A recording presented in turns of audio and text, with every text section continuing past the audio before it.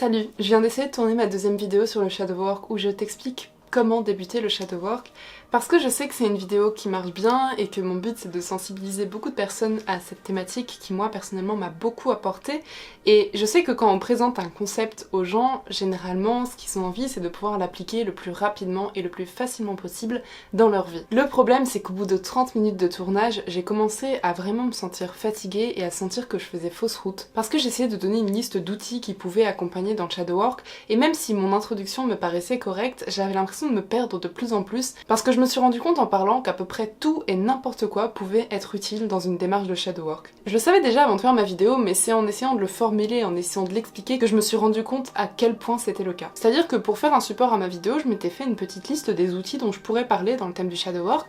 Donc j'ai parlé du journaling, j'ai parlé des tirages de cartes, oracles, etc. J'ai parlé des thérapies, de l'hypnose, de l'honnêteté radicale, du développement personnel, de la lecture, de la philosophie.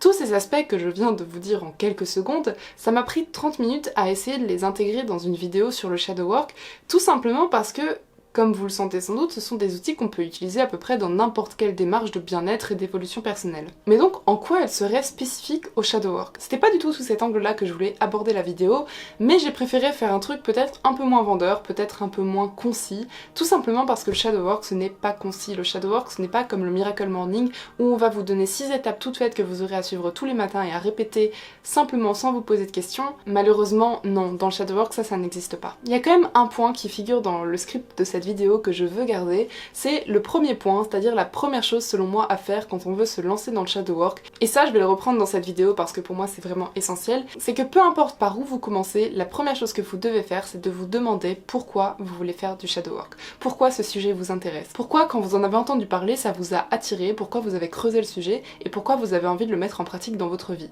Parce que si vous regardez cette vidéo, c'est sûrement le cas, et je vous inviterai simplement à prendre une feuille, à prendre un journal ou peu importe, et à vraiment vous questionner profondément sur ce qui vous intéresse dans le shadow work et en quoi vous pensez que ça peut vous aider. Je pense que déjà, rien qu'en rédigeant ça, vous serez beaucoup plus au clair sur la démarche à suivre. Il peut y avoir des milliers de raisons qui vous poussent à vous intéresser au shadow work. Ça peut être parce que vous avez pris conscience de votre ego et que vous vous rendez compte que ça a tendance à vous faire souffrir.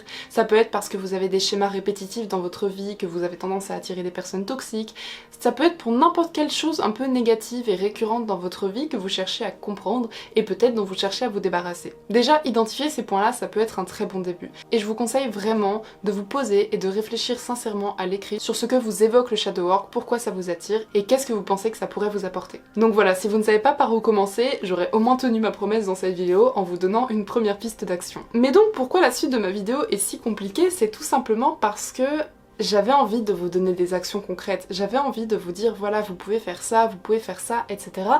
Mais je me suis rendu compte que, comme j'ai dit, les outils dont je vous ai parlé, ce ne sont pas des actions, ce sont des pratiques que vous pouvez faire dans n'importe quel contexte, mais qui n'ont pas grand chose à voir à proprement parler avec le shadow work. Elles peuvent s'inscrire dans une démarche de shadow work, mais elles ne constituent pas du shadow work à proprement parler. En fait, tout peut être du shadow work. Le yoga, ça peut en être, la méditation aussi, les tirages de cartes, la lecture, peu importe, tout peut s'inscrire dans une démarche de shadow work. Ce qu'il faut comprendre, c'est que ce qui va faire que c'est une démarche de travail de l'ombre ou pas, c'est tout simplement l'intention que vous y mettez. Mais donc, je vous l'accorde, vu comme ça, c'est pas très vendeur, parce qu'on en arrive au même point. Peut-être que vous réussirez à écrire en quoi le shadow work vous intéresse, mais ensuite vous vous retrouverez à vivre votre vie de la même manière que d'habitude sans savoir qu'est-ce que vous pouvez mettre concrètement en action dans votre vie pour vous lancer dans cette pratique. Donc bien entendu, c'est pas parce que j'ai abandonné le script initial de ma vidéo que je vais vous laisser sans réponse. Disons simplement que ça va être un peu moins concis que ce que c'était supposé être à la base. Donc non, cette vidéo n'aura rien d'une recette magique, cette vidéo n'aura rien d'un tutoriel ou d'une chose assez facile, tout simplement parce que le shadow work c'est un peu l'ennemi de la facilité. La deuxième chose assez abordable que vous pouvez faire, c'est bien entendu d'essayer de vous documenter. Sur internet, vous trouverez plein de ressources sur le shadow work, mais le plus intéressant, ça reste quand même de lire des livres, de comprendre vraiment en quoi ça consiste. Parce que si on lit des choses assez régulièrement sur ce thème, si on en parle autour de nous, etc., ça rend déjà la chose un peu plus réelle, ça rend la chose présente dans notre esprit, et on y pense de plus en plus. Parce que pour moi, le shadow work, c'est davantage une habitude qu'une pratique. Pour moi, concrètement, le shadow work, c'est tout simplement de prendre l'habitude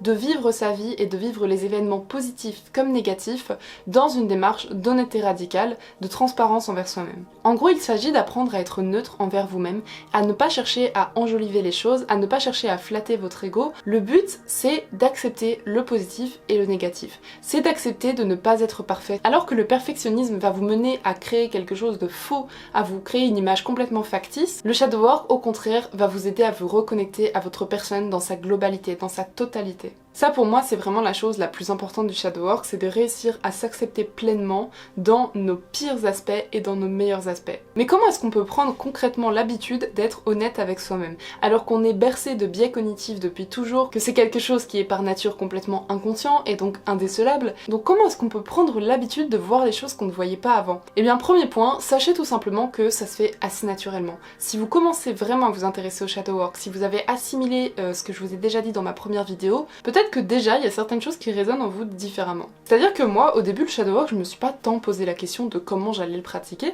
je me suis juste dit que ça me parlait et disons que petit à petit, je me suis rendu compte qu'il y avait plein de choses qui y faisaient écho. J'avais des comportements, des réactions, des choses que je me disais, etc. Ça changeait un petit peu mon rapport à ces choses-là. C'est-à-dire que j'avais l'impression d'être déjà un peu moins dans le mensonge par rapport à moi-même. Donc déjà, s'il devait vraiment y avoir une toute première étape, ce serait simplement de savoir que le travail des ombres existe, de comprendre ce que c'est et de comprendre à quoi ça sert. Donc bien entendu, pour ça, regarder une vidéo de 10 minutes sur le shadow work comme celle que j'ai publiée sur ma chaîne, ça ne suffira pas. Je vous conseille d'essayer de trouver peut-être des livres sur ce sujet, mais comme je sais qu'ils sont assez difficiles à trouver et qu'il n'y en a pas beaucoup, si c'est un peu compliqué pour vous, sachez que j'en ai déjà trouvé quelques-uns, que je suis en train d'en lire et que je ferai certainement une vidéo pour vous faire un peu une review des différents livres. Pour moi, le shadow work c'est vraiment quelque chose qui vise avant tout à déconstruire les illusions, les idéaux, tous les mensonges qu'on se fait à nous-mêmes pour enjoliver soit la réalité, soit notre propre personne et à chercher le vrai davantage que ce qu'on a envie de voir. C'est quelque chose de très inconfortable parce que généralement on a toujours tendance à vouloir confirmer nos propres croyances. Je pense même que la confirmation de nos croyances importe plus pour nous que notre bonheur. Sinon on ferait vraiment tout différemment et on serait tous très heureux.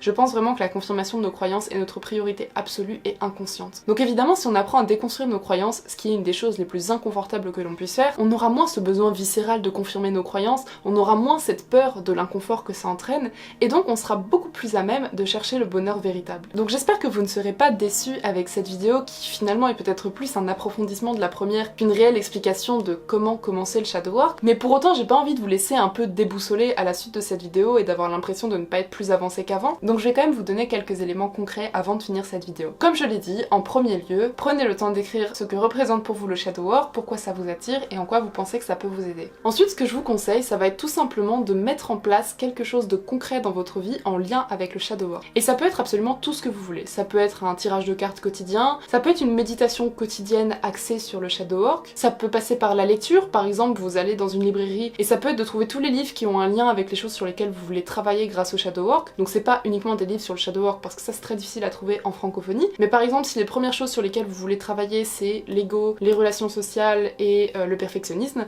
peut-être de chercher des livres sur ces trois thématiques. Donc ça peut être vraiment n'importe quelle pratique parce que ce qui compte c'est vraiment l'intention que vous y mettez. Il faut que vous pratiquiez cette action au quotidien et que vous le fassiez dans une démarche de shadow work. Le principal intérêt c'est pas tant les résultats que vous allez avoir avec cette pratique, c'est simplement de faire de la démarche du shadow work quelque chose d'assez présent dans votre esprit, d'assez constant et qui va petit à petit influencer votre manière de vivre, votre manière de réfléchir et votre manière d'aborder les épreuves de la vie. Si vous ne savez vraiment pas par quelle pratique commencer, je vous conseillerais simplement d'acheter un journal. Vous pouvez choisir avec un carnet soit de pratiquer par exemple de l'écriture intuitive, soit de commencer par exemple par noter vos rêves, parce que les rêves aussi c'est quelque chose qui est très étudié dans l'étude de l'ombre. Moi personnellement je suis un peu moins sensible à ça, mais ça peut être assez intéressant de chercher à analyser vos rêves et essayer de les interpréter par vous-même. Et si vraiment dans tout ce que je vous ai proposé il n'y a rien qui vous parle vraiment, essayez simplement de tenir un journal, comme une sorte de journal intime, mais dans une démarche d'honnêteté radicale envers vous-même. C'est-à-dire en évitant de chercher à enjoliver la réalité, en essayant de ne pas écrire que des choses agréables, mais en écrivant vraiment sur les choses qui vous triggerent, sur les choses qui sont un peu inavouables, sur les choses dont vous avez un peu honte,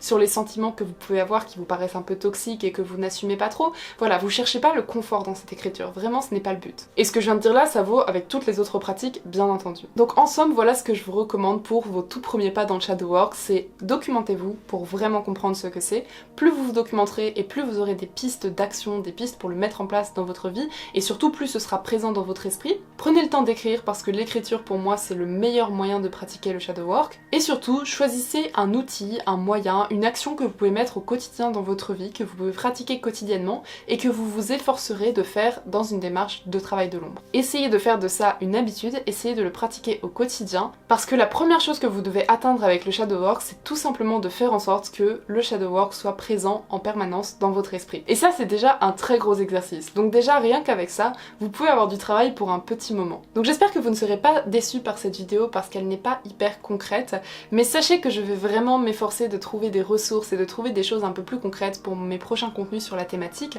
Je vais notamment essayer de trouver des livres intéressants. J'en ai déjà commencé 2 et dès que j'en aurai un peu plus, je ferai une vidéo sur le sujet. Je vais également me renseigner un peu plus en profondeur sur certains sujets qui aujourd'hui me sont encore un peu étrangers, comme l'écriture intuitive ou bien l'étude des rêves, ou même tout ce qui touche au tarot par exemple dans le cadre du shadow work. C'est des sujets qui m'intéressent mais que je ne maîtrise pas encore assez bien pour en parler en vidéo. Donc j'avais quand même envie de vous faire cette vidéo comme promis, mais n'oubliez pas que je fais moi-même mes premiers pas dans le shadow work et que si avant c'était une démarche un peu inconsciente chez moi, ça ne fait que 1 an tout au plus que j'ai commencé à vraiment le conscientiser. Donc si aujourd'hui ça vous paraît encore un peu abstrait, tant mieux parce que ça ne pourra qu'être de mieux en mieux avec le temps. Et si le sujet vous intéresse, vous pourrez continuer à suivre mon évolution à travers mes vidéos. Et j'espère vraiment qu'au fil du temps, je pourrai vous proposer des outils de plus en plus concrets pour vous accompagner dans cette démarche parce que c'est vraiment quelque chose qui me passionne.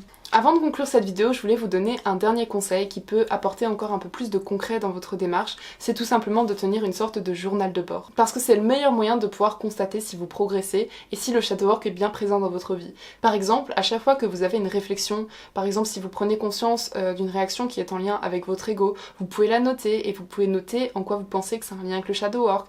Vous pouvez noter par exemple ce que vous avez ressenti après une méditation ou après une altercation avec quelqu'un, peu importe, tout ce qui est plus ou moins en lien avec le travail de l'ombre, vous pouvez le noter dans une sorte de carnet de bord, comme ça vous permet de suivre un peu votre évolution et de rendre ça plus concret. Et plus vous le ferez, plus vous serez lucide sur votre démarche, plus ce sera facile. Et surtout n'oubliez pas que le but de tout ça, c'est vraiment d'ancrer en vous un mode de pensée différent. Parce que le shadow work, avant d'être un travail, avant d'être une action, c'est avant tout un conditionnement mental et une démarche introspective. Je vais donc arrêter là pour cette vidéo. Je voulais vraiment suivre un fil conducteur, mais vous l'aurez compris, ça n'avait pas du tout marché, donc j'ai décidé de l'improviser complètement et j'ai l'impression que c'est un peu mieux passé comme ça. N'hésitez pas à me faire part de vos retours en commentaire, mais sachez que ce sujet va être assez omniprésent dans la plupart de mes vidéos futures, donc en somme cette vidéo n'est qu'une deuxième partie à mon introduction, mais le plus intéressant reste vraiment à venir. Sur ce, je vous remercie d'avoir regardé cette vidéo et je vais vous souhaiter une très belle journée. Si vous avez des questions, bien sûr, n'hésitez pas, j'essaierai d'y répondre du mieux que je peux. Donc comme toujours, prenez bien soin de vous et je vous dis à bientôt.